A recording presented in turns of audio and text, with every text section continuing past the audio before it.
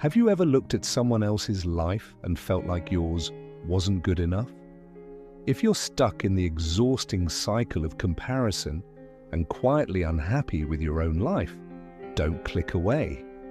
This story might completely change how you understand happiness. In a small village, there lived a poor man named Daniel. Daniel worked as a gatekeeper at an old guest house owned by a wealthy landlord. Every morning, Daniel opened the heavy iron gates. Every night, he locked them again. That gate was his world. His clothes were old, his house was small. But Daniel had 2 sons. They were good students, obedient, hard-working, and disciplined.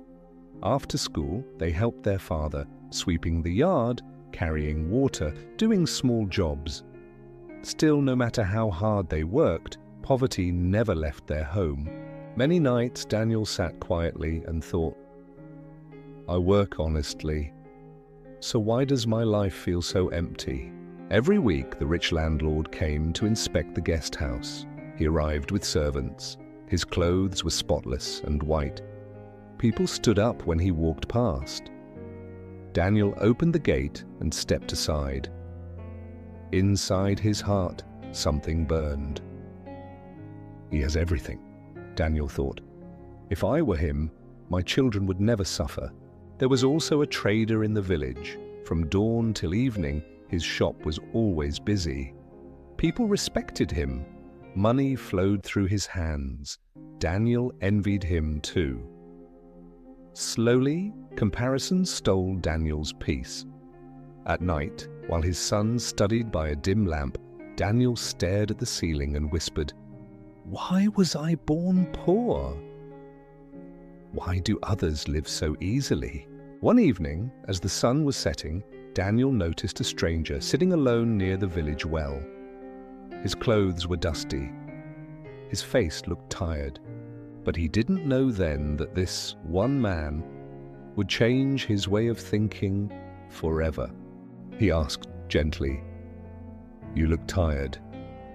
Have you eaten today?" The old man shook his head. Daniel hesitated for a moment. He himself had very little. Still he said, "Come with me. I don't have much, but whatever I have, I can share." Daniel brought the stranger to his small home. Daniel's wife served simple food, bread and lentils. After the meal, he looked at Daniel with kind eyes and said, "You are poor, yet you share what little you have. Tell me, my son, what troubles your heart?" Daniel lowered his head. Unable to hold his pain anymore, Daniel said, "Sir, I'm tired of my life. I work hard, but I have nothing. I want to be like others." The wise man looked at him calmly and asked, "Who do you want to become?" Daniel replied without hesitation, "The landlord, or at least the trader." The wise man smiled gently and said, "Before you wish for another life, go and ask them one simple question." Daniel approached the rich landlord one evening. With folded hands, he asked, "Sir, if you allow, I want to ask a simple question." The landlord was curious and allowed him to ask his question. "You have everything. Are you happy?" The landlord fell silent. After a moment, he said softly, "I have land. I have gold. I have power." Then he paused. "But I have no son." Daniel looked up, shocked. The landlord continued, "My relatives smile at me, but they wait for my death. They want my wealth. I sleep in fear every night." Then he said something Daniel never forgot. "If someone took all my wealth and blessed me with just one son, I would accept it immediately." Daniel walked away with a heavy heart. Next, Daniel went to the trader. He asked the same question, "Are you happy?" The trader's eyes filled with tears. "I work from dawn till night," he said, "but all my earnings go to one place." Daniel asked gently, "Where?" The trader replied, "My wife's treatment. She is suffering from a serious disease. Every coin I earn, I spend to save her life." He lowered his head and said, "I would give up this shop, this money, everything, just to see her healthy again."